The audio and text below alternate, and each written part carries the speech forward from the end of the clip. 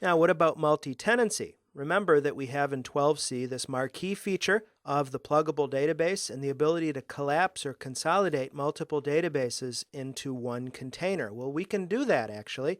The way the workflow works is that after you upgrade your database from 10G or 11G to 12C, you can run some SQL to plug it into a container database. Remember that a pluggable database consists of a manifest file, an XML file that gives or stores all of the parameters for the database, and then you have your data files themselves. There's some caveats to doing this, of course. The CDB, the container database, needs to be on a separate instance. That should come as no surprise. And also the databases, that is the container database, the target pluggable database, and your source database, need to have compatible features, settings, initialization parameters, character sets, etc.